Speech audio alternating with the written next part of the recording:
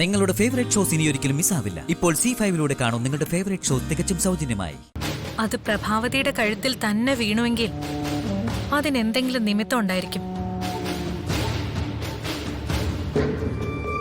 പക്ഷേ അതെന്താണെന്ന് എത്ര ചിന്തിച്ചിട്ടും വ്യക്തമായിട്ടൊന്നും മനസ്സിൽ തെളിയുന്നില്ലല്ലോ.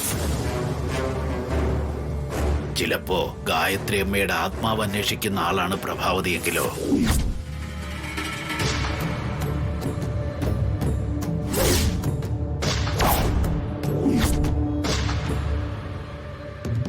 അതെ, ഇത് ഞങ്ങളുടെ കുടുംബകാര്യ. നിങ്ങൾ എന്തിനാ ഇതിൽ തലയിടുന്നേ? നിങ്ങൾക്ക് ഇതിലെന്താ കാര്യം?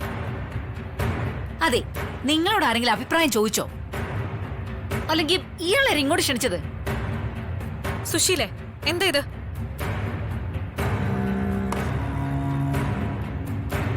അല്ല, ഇയാൾ പറഞ്ഞത് കേട്ടില്ലേ? ഗായത്രി ചേച്ചിയുടെ ആത്മാവ് പ്രഭേച്ചിയെ അന്വേഷിക്കാണ് പോലും. എന്താ അതിന്റെ അർത്ഥം? മരിച്ചവരുടെ ആത്മാക്കൾ, പ്രേതാത്മാക്കൾ എന്തിനാ ജീവിച്ചിരിക്കുന്നവരെ അന്വേഷിക്കുന്നേ? പ്രതികാരം വീട്ടാനല്ലേ, കൊല്ലാനല്ല.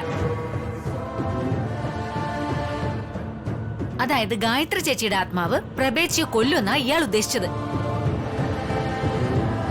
എന്റെ സുശീലേ, നീ എന്തിനാ ഇങ്ങനെ എഴുതാപ്പുറം വായിക്കുന്നത്? ആത്മാക്കള് പ്രതികാരം വീട്ടാൻ മാത്രമേ വരൂന്ന് നിന്നോട് ആരാ പറഞ്ഞത്? ചന്ദ്രേട്ടന് പെട്ടെന്ന് എന്തോ മനസ്സിൽ തോന്നി. അത് ഇദ്ദേഹം മുന്നും പിന്നും നോക്കാതെ പറഞ്ഞു, അത്രേ ഉള്ളൂ. സുശീലേ, നിനക്ക് പ്രായവും പക്വതയൊക്കെ ആയില്ലേ? പ്രായമായവരോട് ഇങ്ങനെയൊക്കെയാണോ സംസാരിക്കേണ്ടത്? ചന്ദ്രേട്ടൻ നമ്മുടെ അതിഥിയാ.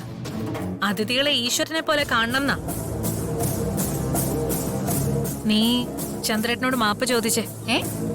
ഞാനെന്തിനു മാപ്പ് പറയണം? അതിന്റെ ആവശ്യമൊന്നുമില്ല, മാപ്പൊന്നും പറയണ്ട. ഞാനൊരു സംശയം പറഞ്ഞു, അതൊരു നിമിത്തം പോലെ വന്നു, അതുകൊണ്ട് പറഞ്ഞു പോയതാ. മാപ്പ് പറയുന്നത് ഒരു കുറച്ചിലൊന്നും അല്ല സുശീലേ. ആ മാപ്പ്. അയ്യേ, ഇങ്ങനെയാണോ മാപ്പ് ചോദിക്കുന്നത്? എനിക്ക് ഇങ്ങനെ മാപ്പ് ചോദിക്കാനേ സൗകര്യമുള്ളൂ.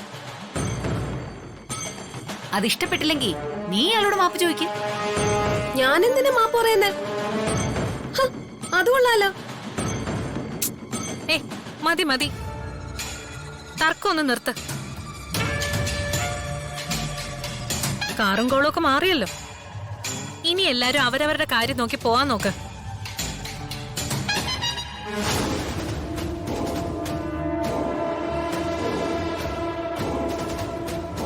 ഗാർഗി,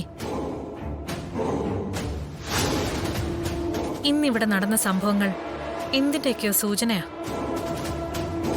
ചേച്ചി കാണിച്ചു തന്ന അടയാളമാ.